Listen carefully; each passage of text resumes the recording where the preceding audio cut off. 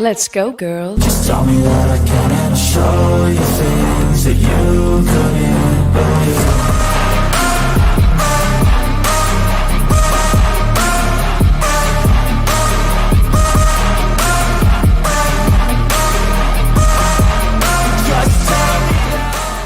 Let's go. It's women talking. That was the fakest let's go I've heard. There was no excitement behind that. I just got done telling you how tired I am.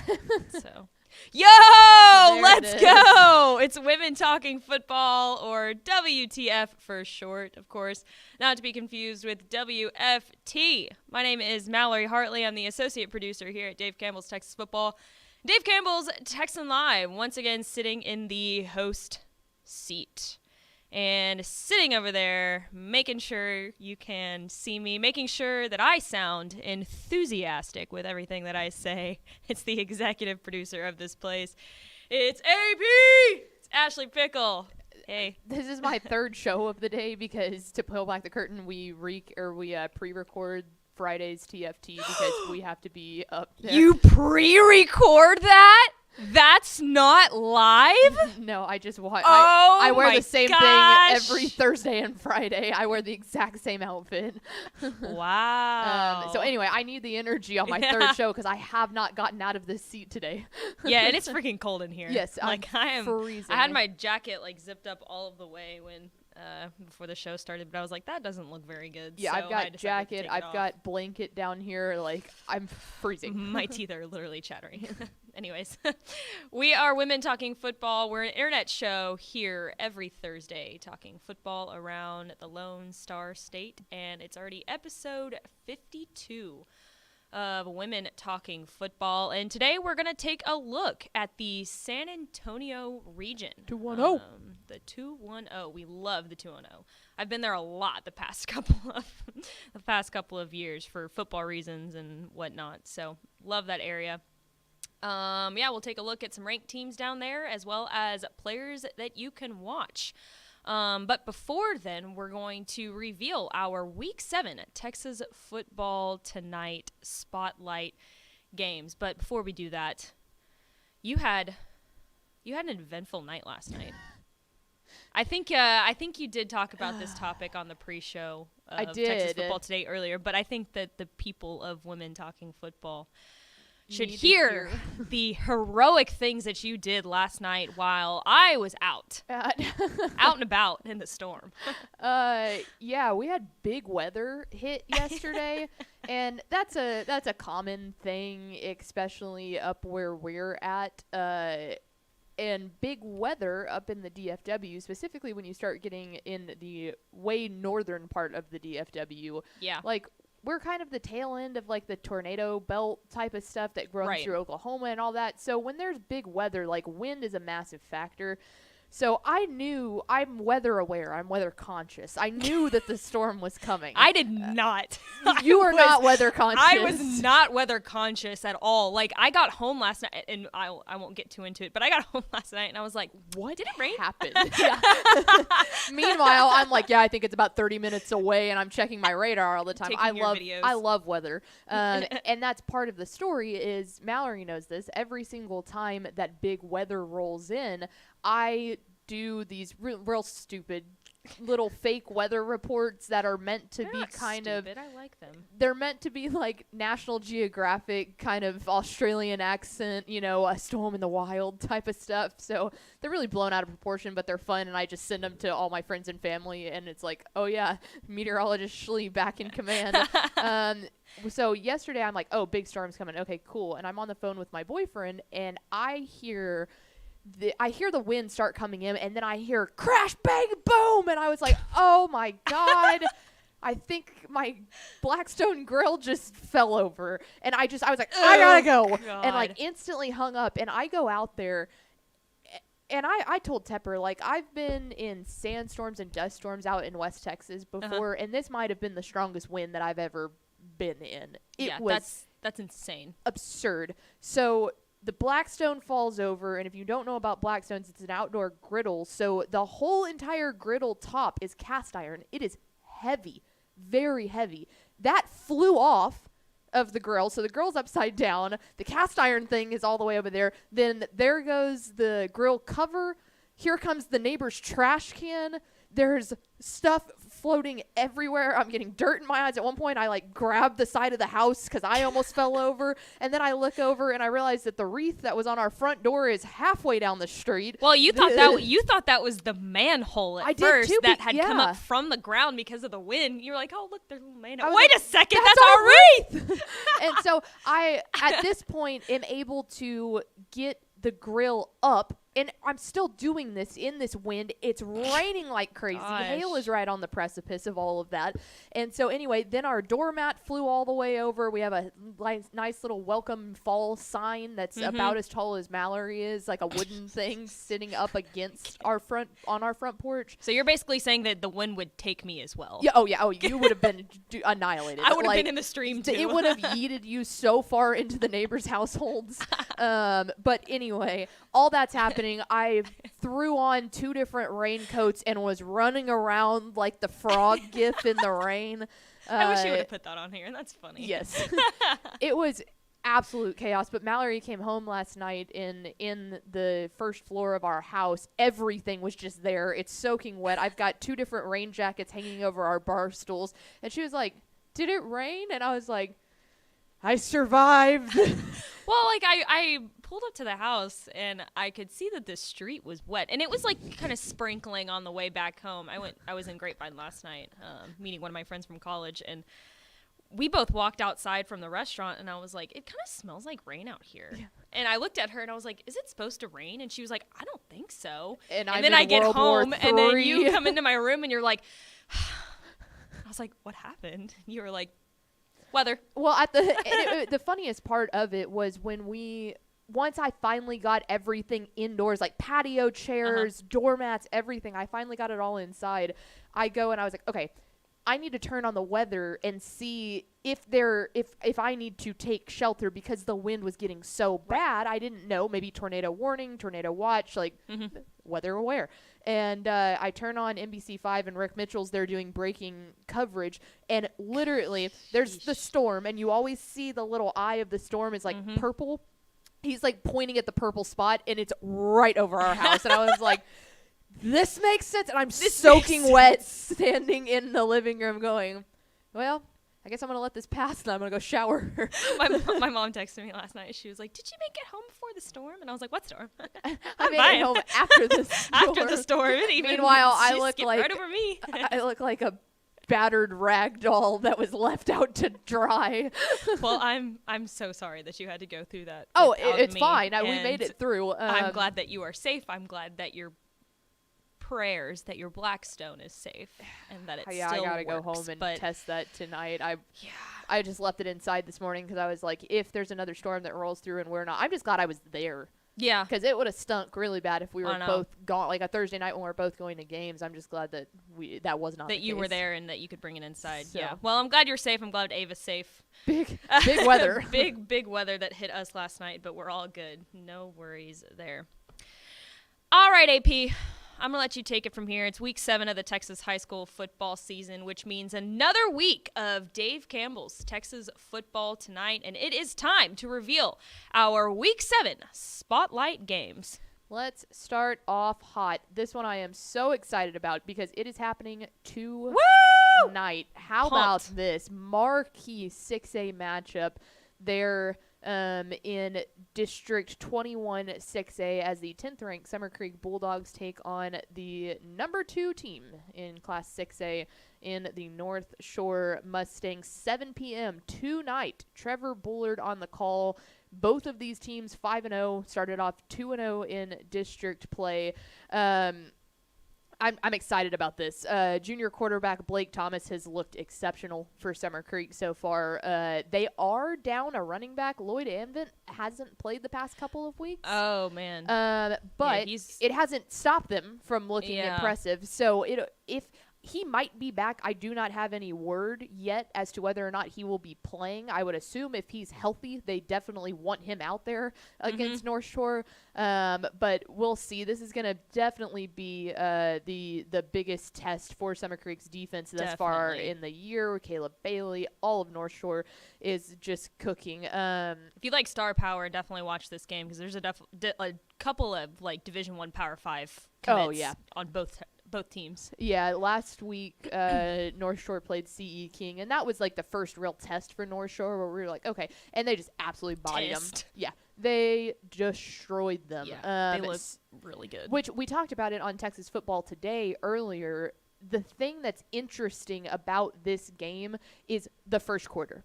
The first quarter is the most interesting part of this game because North Shore is used to just absolutely piling it on people from the moment that the clock starts, and then they get down in such a fit they can't come back. That's exactly what happened to CE King. They came in there ready to swing, got just bulldozed in the first 5 minutes, and there was no coming back at that point. Because you look up and it's 17-0.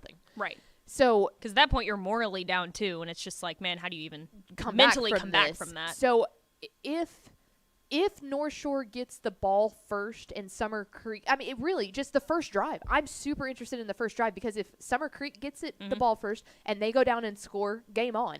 If North Shore gets the ball and they're able to pull a stop on the first drive, game on. You got to limit those mistakes too. Like if you're Summer Creek, you have to try your very best to play a clean first quarter game. Yeah. Because North Shore is going to exploit that if not. And this could really, I mean, if Summer Creek was able to pull off the upset, this could really, really shake up that district because I don't even think that Summer Creek is the second best team in that district. I think Atascocita is. Yeah. And so this will make it, I feel like this will be that measuring stick that we need of just how exponentially better is North Shore than we think that they are than everybody because that's a tough district. Oh yeah, oh my god.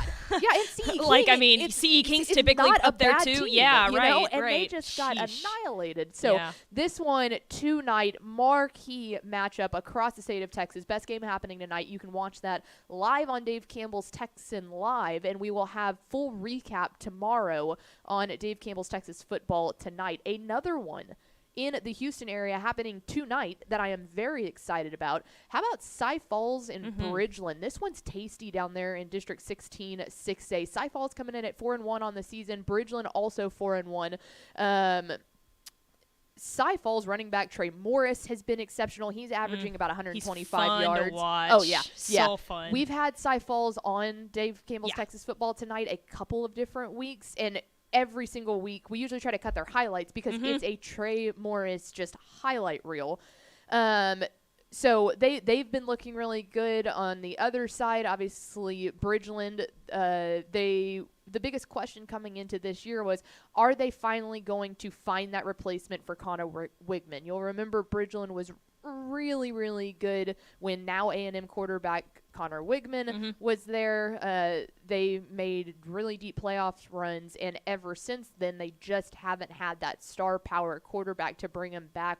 Junior quarterback Jet Lewis has looked exceptional so far. He has looked really, really good. 788 passing yards, 10 touchdowns on the year.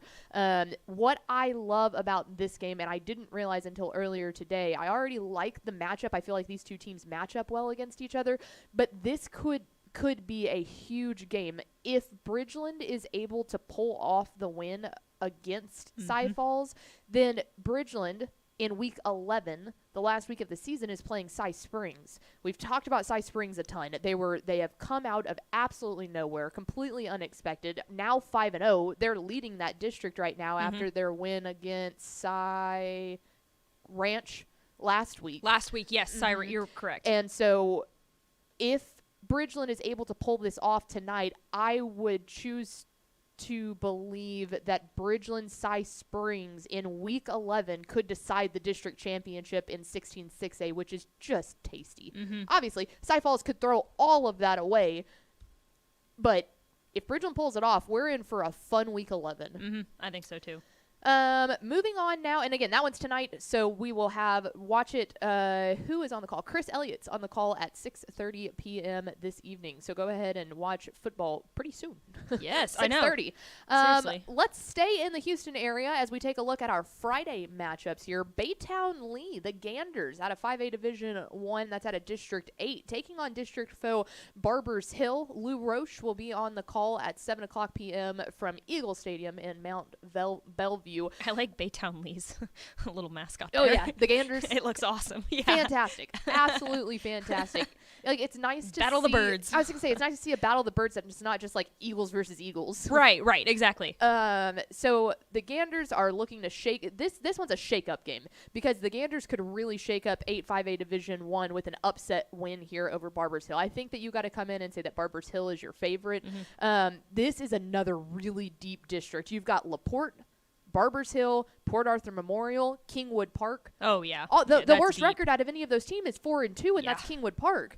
So Baytown Lee is at 3-2 record, 2-1 in district play. Their quarterback Levy Duncan has looked good. Their senior running back Taylor has given the Ganders a real big, multiple levels to that offense, but they're going to really, really be tested on defense tonight. I'm very interested to see what their game plan is in stopping, especially wide receiver Brady Thompson for Barbers Hill. Oh, yeah, he's been the catalyst, so he's going to challenge him on the outside. I'm very interested to see how the defensive backs from Baytown Lee are able to stop him and try and limit that offense. But if Baytown pulls the upset, that could really shake up that district. Yes. Very, very deep, good district. Yeah, that's exciting. Staying in the Houston area, again, we spoke with the head coach of the number 19th ranked Tomball Memorial, what is their mascot? Wildcats, earlier. And Sam Parker was very pumped. Tepper asked him, he was like, hey, did you think coming into this that you would be sitting here at 5-0 on the season? And he was like, man, I thought we were going to be good, but this team has really come together and they've played really well. This offense is insane. Insane. And it's funny because the defense is just as good. Anytime, how do I put this to make it sound correct? The only time they've ever given up more than 7 points in a game was to Klein Kane, and they beat them 79-33. Right. So offensive performance is not lacking there. No, they've been consistently tacking on 50, 60, 70 points every single week. But the most impressive part of that is because their defense is playing so well. The only time they've given up more than 7 points was that 33, but then they went on to beat them 79-33. So really good. They'll have a big test going up against an offense in Klein Collins that has Tucker Parks under center. Adrian Mitchell has his club rolling, and the only time that they have lost, they got blanked by Summer Creek, but I think that this is their next big test to see how this district's going to shape out. But Tomball Memorial has been a team that has been firing on all cylinders. Very excited to watch what I believe will be a high-scoring shootout here. Definitely. Yeah, I really like that Klein Collins quarterback. I think he's committed to UTSA. Tucker Parks, I believe that's his name. But yeah, he's really fun. He should be fun to watch. In this matchup. Last one here in the Houston area, and this is tasty. Let's talk about 19-6A again. The 25th. Western Kentucky. Sorry, not UTSA. The Hilltoppers. Gonna go see our friend Big Red. Correct. The 25th ranked Katy Jordan Warriors taking on Katy Cinco Ranch, and we love District 19-6A. There's no denying that. Warriors coming off a very, very close loss to Katy last week. It was an exceptional game. That has got to be the toughest that Katy has been pushed in district in a handful of years. That was one of our spotlight games last week. They ended up falling just shy, but they got off to a really impressive lead. Yeah. Their second half, the defense just couldn't hold through, but they got off to a very, very impressive lead, and I think that this one has huge implications on seeding in this district because I think it's pretty clear as of now Katy will likely finish atop that district, but these are definitely the two best teams. Yeah. Well, other than Katy. Right, and I feel like for so long in District 19-6A, it's always been the Katy Tigers, right? It's always been, that's been the story year in and year out, and to see two other contenders that could potentially push Katy is really exciting. Yeah, just narrowing that gap. Right, exactly. Katy will probably still, like you said, will probably still come out atop of this district. But, I mean, for future years, I mean, there's more contenders in that district than just Katy. Absolutely, and I would not be surprised if at some point, one of these teams ends up playing Katy again in the playoffs. In the playoffs, right. Which a rematch is always fun, but I think that this game will be the deciding factor between who's seeded second and who's seeded third in this district. For sure. So a very tasty one there. Moving on now to the Austin area. These are some of my favorite matchups out of 5A Division 1 District 11 because I love. I remember when realignment came out, I love the cross-regional matchups between the greater Austin area and the Brazos Valley. I think it's the old Texas versus Texas A&M in me coming out, but anytime I see one of these two teams traveling up Highway 6, I guess, probably would be the easiest way to get there. Craigway would yell at me because I don't know every single back road. But anyway, very excited to see this one. Doug Pierce thought that Pflugerville-Hendrickson was probably a year early, but they're showing very, very good signs coming into this one. 3-2 on the season, so not exceptional yet, but they've had a couple of good losses, if you can consider them good losses, and then A&M consolidated. So I think this is another kind of big off the beaten path seeding game when it comes to playoff contentions. Their O-line is huge. Really, really, really big. I feel like they always have a big offensive line. Always big up front. So we'll have to see how Hendrickson's defense holds up against a really vaunted offense in Will Haggart is the quarterback down there for Consolidated. Interested to see this one. I feel like this is a very level playing field between these two teams. So that one will be fun down there in the greater Austin area. Moving up now to the DFW we go, and how about this one out of Dallas ISD District 6, 5A Division 2, the Dallas Kimball Knights take on the 7th-ranked South Oak Cliff Golden Bears. And it's just fun, the same kind of thing that we're talking about with District 16 or District 19 in 6A of it's always the Katy show. That's what this district has turned always into. Always the sock show. It's always the sock show, but Kimball has looked really, really good so far. Their quarterback, Amori Williams Hall, the junior quarterback, has already eclipsed over 1,200 passing yards on the season. They've got quite a few really, really good defenders on their squad, but Coach Bam has them ready to roll. And on the other side for Sauk, they lost so much to graduation. They did. It was like, okay, is this the year that Sauk goes to fall off? I mean, the two-time reigning state champions, but they've looked good. I mean, Carter Kopecky has looked good at quarterback so far. Their running back, Danny Green, has really, really been a bright spot for them. The defense is led by Brandon Jones. I mean, all of those normal names that you're used to hearing.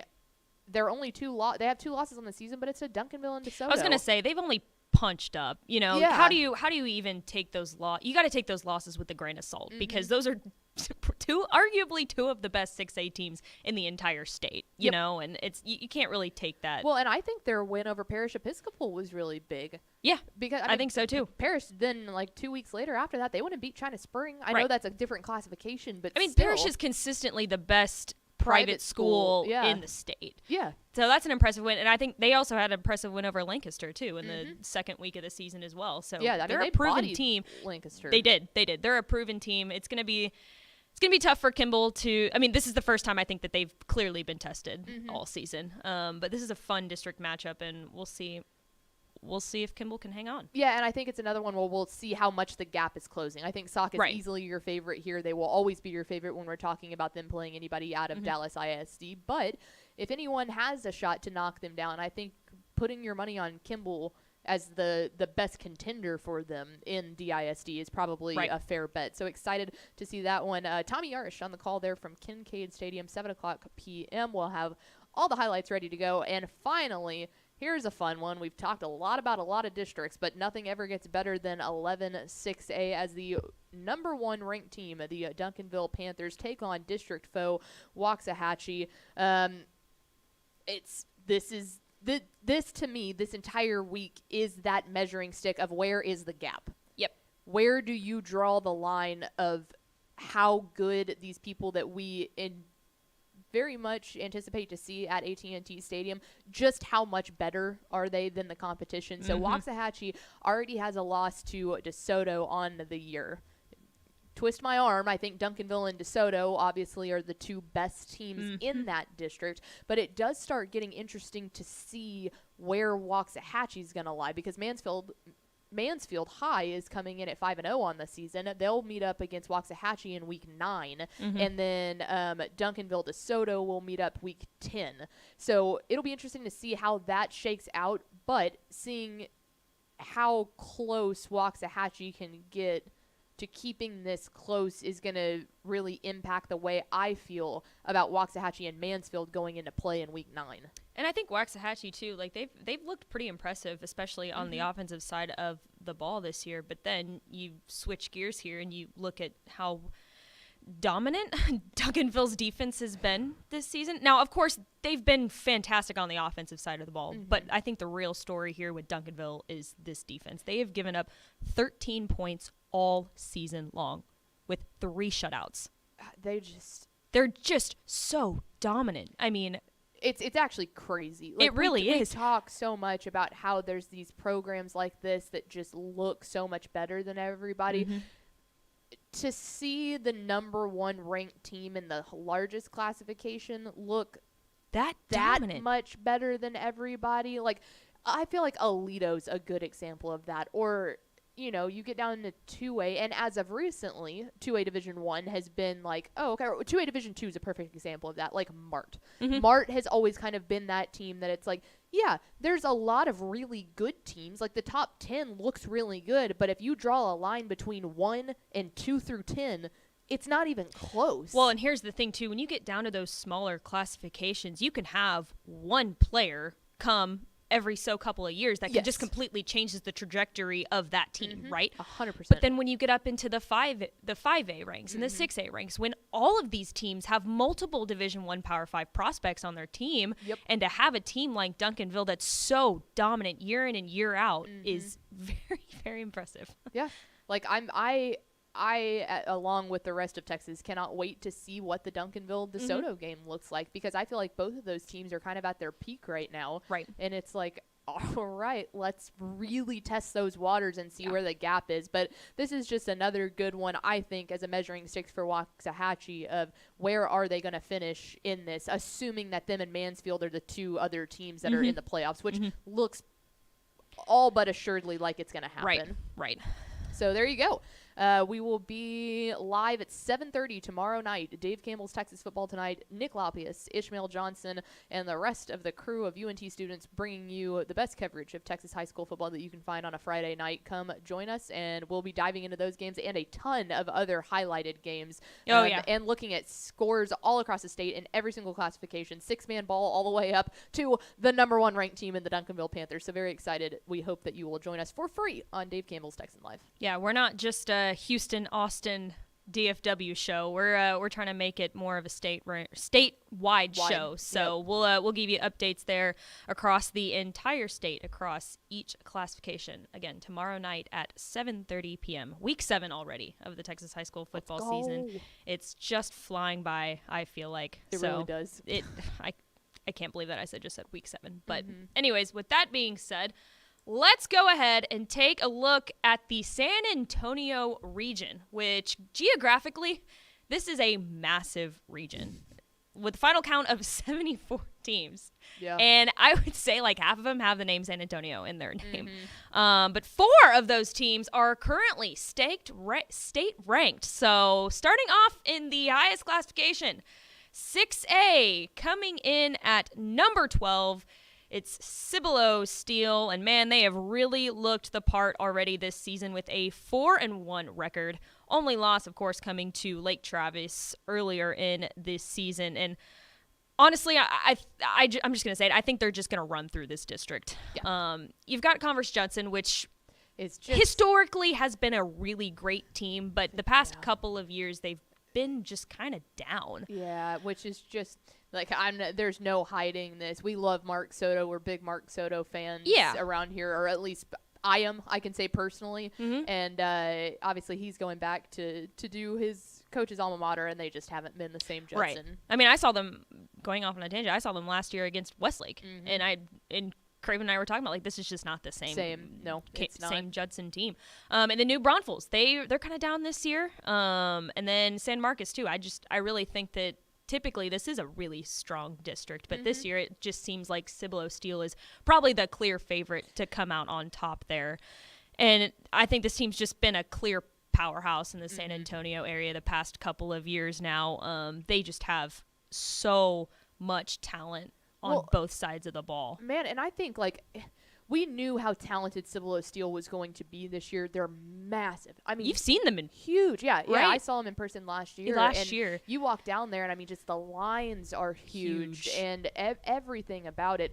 But when they blanked Brennan 52-0 in week 1 of this season, it was like, oh boy. Well, and that was like a spotlight game too, across the state. Huge. Like, people were highlighting that game like, this is going to be a good game to watch, you know. And then Cibolo Steel just comes out and says, hey, nope, it's not going to be a good game. But I think too, their win over Midland Legacy, that was the one that did something for me. Obviously, you go down and you lose to Lake Travis, that hurts. But the chances of them seeing Lake Travis again in the playoffs is huge. And guess what happened last year? They lost in the regular season, they came back, and they won in the playoffs. And I would not be surprised if that ends up being the case again. But seeing them go up really against a team in Midland Legacy that's built like them, that's a very strength-on-strength matchup. You've got the huge offensive lines. You've got the huge defensive lines. They're going to pound the ball down your throat. Seeing them go up, and obviously that's a long trip for Legacy, but I mean, they looked great, and I think I would put my money on them seeing Lake Travis again in the playoffs, and very interested to see how that one shakes out. Right. Well, and I think that region, too, is just a little bit weaker than it usually is, with Westlake being a little down this year and Lake Travis as well. But, yeah, like you said, I mean, the chances of them meeting are very high, and it's hard to beat a good team twice, you know? Yes. So I would say that's a 50-50 shot of Cibolo Steel coming out on top. And I was wrong. I said it backwards. Steel won in the regular season, and then they lost. That's who they lost to in the playoffs last year. Yes. But they lost on a literal last-second field goal. Right. It's always a toss-up between those two teams. And, I think they've got a good case to maybe possibly win out that region this year. But they play New Braunfels this week, another district matchup. Should be a fun one. Number 20, San Antonio Reagan. I feel like they've been good the past couple of years, but I kind of feel like this year they kind of came out of nowhere and was like, hey, yeah, we're in the top 25 now. They've started off the season really, really hot with a 5-0 record. Big win over, I know this is punching down a division, but big win over Smithson Valley in week 1. Very, very impressive win there. And Coach Hamilton has been the head coach there for 7 years. And I just feel like year after year, they've just gotten that much better and that much stronger. They're a really balanced team with just talent on both sides of the ball. And they've got a really, really stout offensive line with an impressive 1-2 punch in the backfield with Pryor and Cappuccio. Had to spell that out. And then they've also, on the other side of the ball, they've got depth at the wide receiver position, linebacker position, and then they also have a lot of depth at the wide receiver position as well. So a lot of depth on both sides of the ball, a lot of really, really solid talent. It's a really fun district because it's just a bunch of San Antonio, deep San Antonio schools. But the real test is going to be when they play San Antonio Johnson here next week. This week they have San Antonio Madison, but next week that's probably going to determine the District 28 6A champion. Yeah, they've got a tough stretch here, because you look at that starting next week. You got Johnson, you've got Churchill, who is no one to That's not run a cakewalk, over. no. You've got Roosevelt coming right after that, and then Brandeis. I mean, every single one of those teams. Where's Brandeis's record? 3-3. But I mean, when you look at the stretch of Johnson, Churchill, and Roosevelt, all of those teams are very much capable of pulling an upset. Right. But yes, they've gotten out to a very impressive start. I think we'll know a lot next week after they play Johnson. Yes, that's going to be the real test there. But even if they beat Johnson, you cannot trip up in the rest of those games because that's where they could get got. Right. They win this week against Madison, and then they go, if they beat Johnson, great. Churchill and Roosevelt are absolutely going to have something to say about that. Like, you have got to keep your foot on the gas. Right. But, yeah, next week against Johnson, that's a fun one. Yeah. Definitely don't want to sleep in that district because you're going to get got if not. Moving on down to the 4A Division II. Oh, no, just kidding. Sorry. Smithson Valley. 5A Division 1. 5A Division 1. I did not they're Smithson 4-1, obviously, with the Yeah. loss to San Antonio Reagan, and they've looked really good. they were dominant last year. They've been dominant this year. I think they have a lot too returning on both sides of the ball too. What'd you say their record was? Their record's 4-1. So 4-1, the only okay. loss was week Which 1 was against to Reagan. San Antonio Reagan, And right, it was right. It was a 1-point loss. Right. But no, I think that they've looked really dominant. The defense has looked pretty good. I think the win. Say what you will about Canyon, New Braunfels Canyon. I thought that was a good dominating win for them. 42-21. I thought that it showed some grit. I think the win over Harker Heights is playing out pretty well too. But Smithson Valley has been another one of those teams that it's like, would that be the team from San Antonio to make it to AT&T Stadium? Yeah, and I don't think in 5A Division 1 that's looking likely, but I think that they can absolutely take that region and run with it a little bit. Right, definitely. Because, eventually you're going to probably run into Alito, who's just been the powerhouse there at 5A Division 1. That wouldn't be till the state, right. But, again, I think they definitely could make some noise, too, in that region and, possibly make it to AT&T Stadium. Let me see here. I do want to look that up real fast. So 5A Division 1, you're looking at... Pull up the rankings. Let's see. Out of Region 3, boo. Bernie Champion is definitely going to be a test within their own district.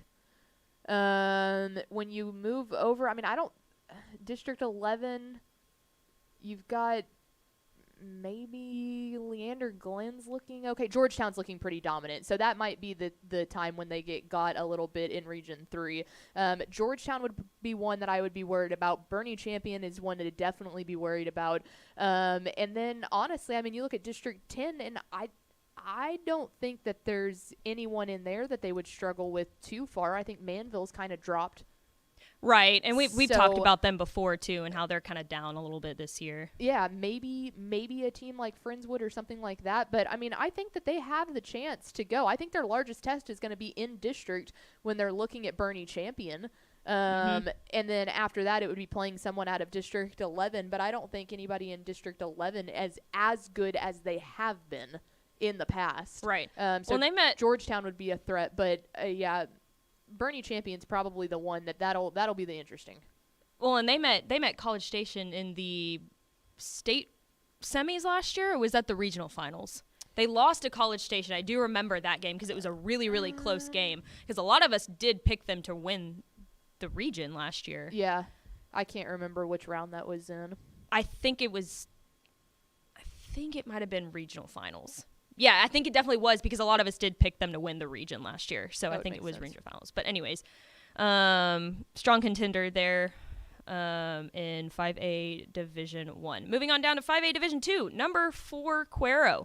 And they've also looked the part this year with a 5-0 record with wins over really, really solid teams this year so far. And they've just been so dominant. They were dominant last year in Coach Fickhock's first year, and they're dominant this year as well in his second year at the helm. But I think they're really impressive at the quarterback position, and I'll talk more about him later when we're looking at players to watch. But Mason Notaro has just been the clear leader and first in command here with this offense. But they've got talent all over the field, especially on the defensive side of the ball. And if you remember back to last year, they did fall short to Wimberley in the state semifinals. But I think they're definitely back in the mix here to possibly make it to AT&T Stadium. Do I think they're a lock? Definitely not, because you still have Silsby. Mm-hmm. You've got Wimberley. Pleasant Grove. I mean, it's just a really, really tough division. And I think Silsbee's better than last year. I think Wimberley's better than last year. So, no, it's definitely not a lock, but you can definitely throw Cuero in the mix there. Yeah, I think that they should be your clear-cut favorite out of District 12. I don't think that there's really any question about that. And then you look at Region 3 as a whole, and I agree. I think Silsbee's probably the toughest test. Think what you will about West Orange Stark out of District 9. That one is, they have their moments.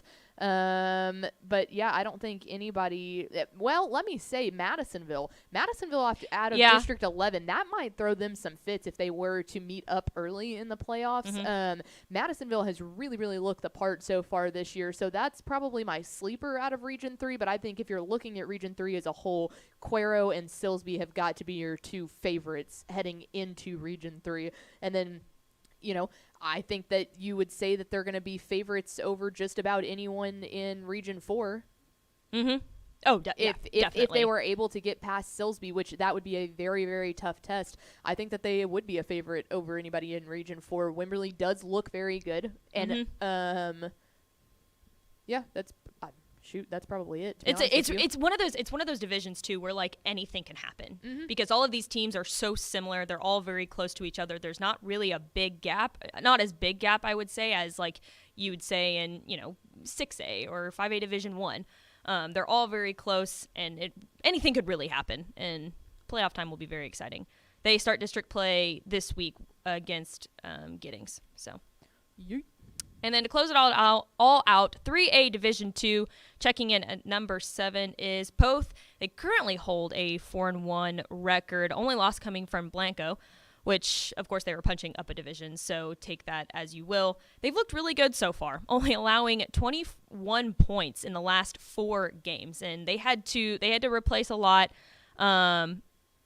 especially in the offensive backfield there. But I don't think this team is as deep as they were last season when they did make it to AT&T Stadium.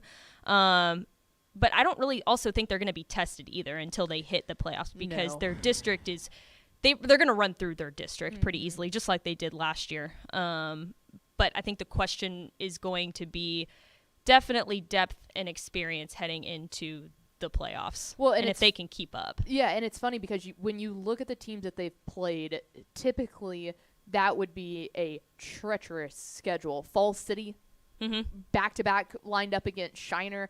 Both of those teams definitely down from what they have been in the past. So it's one of those things. You take that with a grain of salt of going, yes, they're substantially better than Shiner. But walking off a football field with a win in the past couple of years with the name Shiner on their chest, that's a big win. I think something, yeah. Yeah, I think it's funny because when you take a look at that, honestly, their best win so far has been against Dilley in overtime. The 10-7 win over a Dilley team that has looked really good this season. And that was a very interesting matchup specifically to see. The Poth's defense has been good, but did they have the offensive capability to outscore someone? Right. And they did because the defense has looked like a Poth defense this year. They're right back on their BS, and it's been awesome to watch. They returned a lot, too. They have a lot of experience on the defensive side. But, yeah, the real question there is, like you said, the offensive side. Yeah, and I mean, you think back to the state championship last year, and it's like, okay, the defense was great all year long, and they can't get anything going offensively. The spark that you've seen and the maturity and the growth that you've seen from the Poth team that we saw was lucky to score 7 in the state championship last year. It's been very encouraging, I would think, to Pirates fans to go, hey, we actually are capable of moving the ball on offense. Right.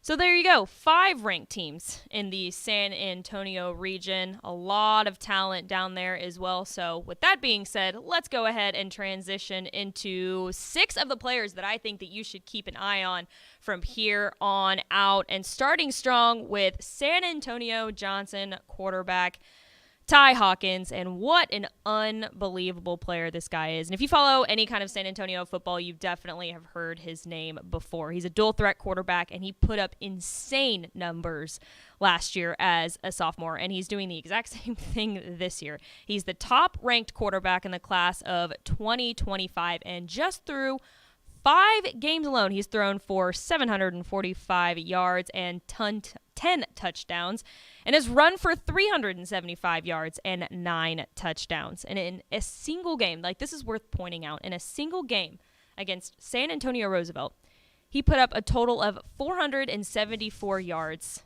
and 6 touchdowns. 3 through the air, 3 on the ground.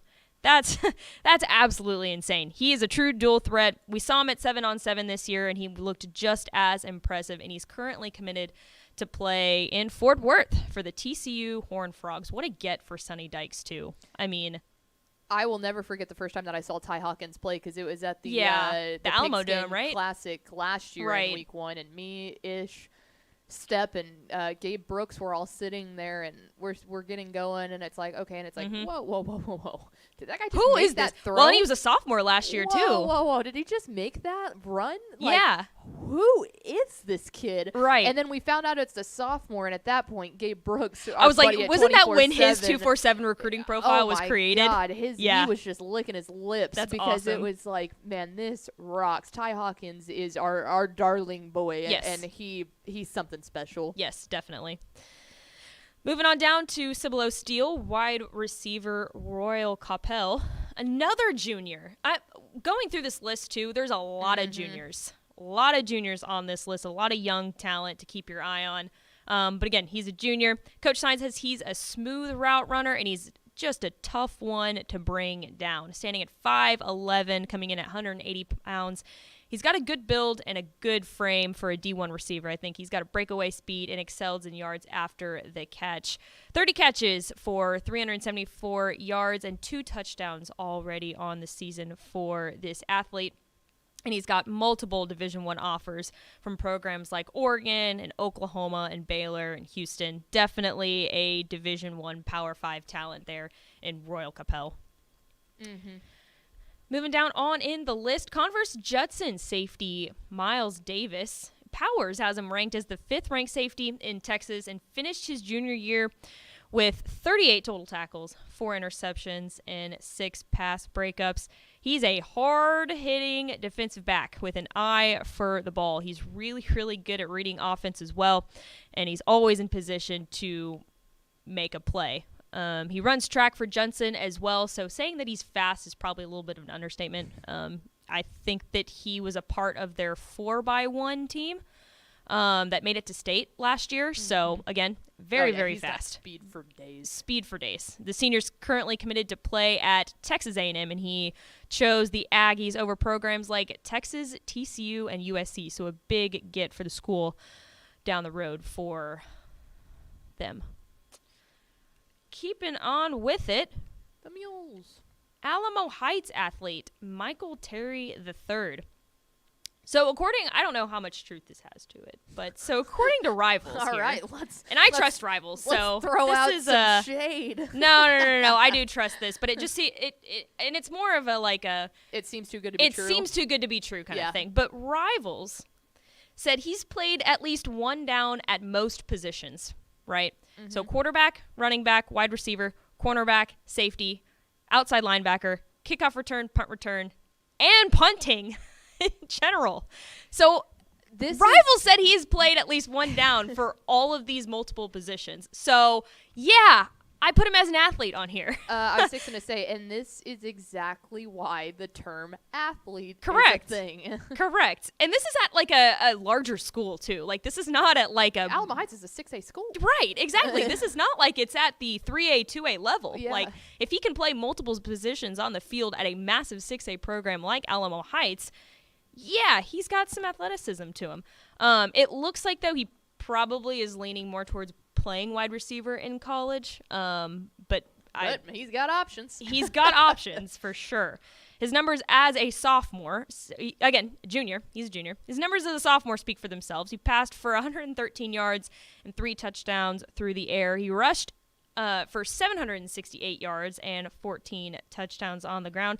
And he also caught 33 passes for 449 yards and 7 touchdowns. So, again, those stats speak for themselves. He's got a bunch of Division I Power 5 offers like Baylor, Oregon, Oklahoma, TCU, and Duke. It'll be super exciting to see where this junior decides to go in a year or so.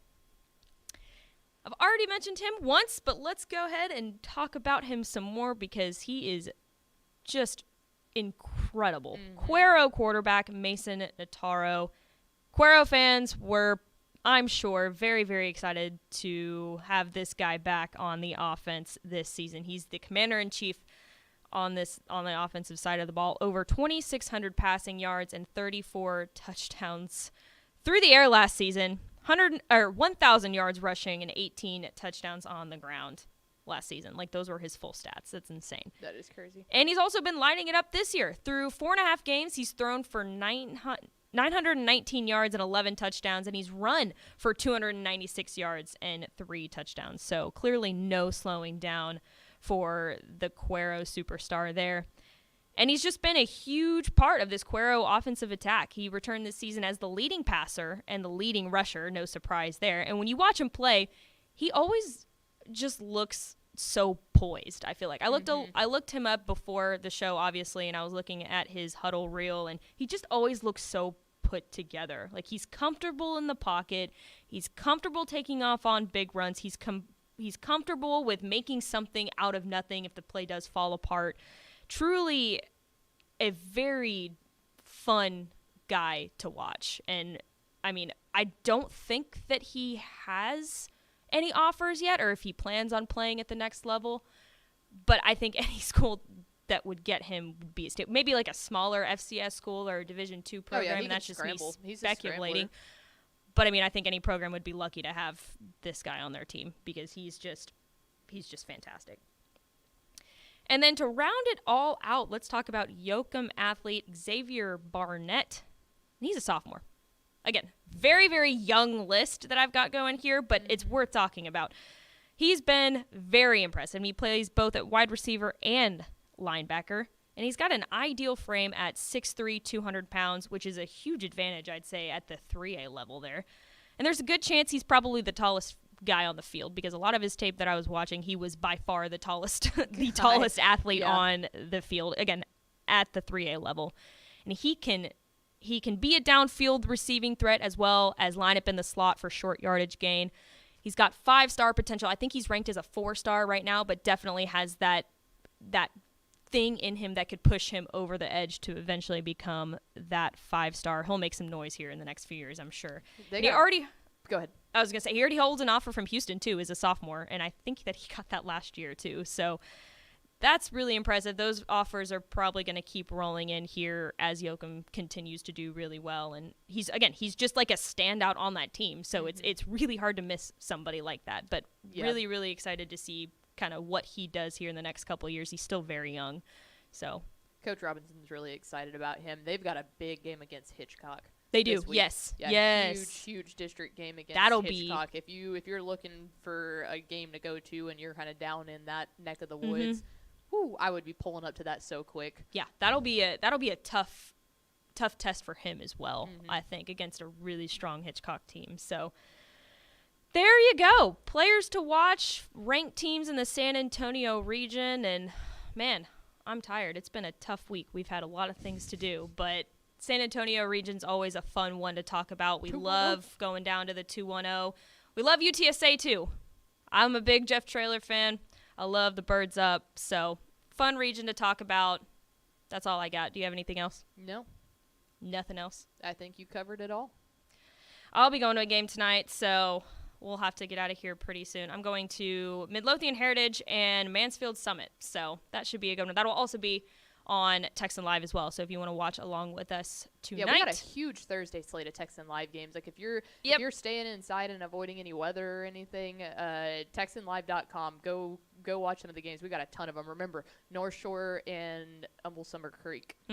And the DFW, Arlington, Seguin, and Everman will also be on Texan Live. So lots of fun games to watch on Texan Live. I don't think there's going to be any weather tonight, but I'm going to say there's going to be weather, so you'll watch on TexanLive.com.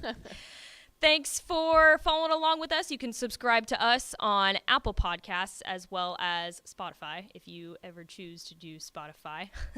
We will be back next Thursday at 2 p.m. to talk more football around the Lone Star State.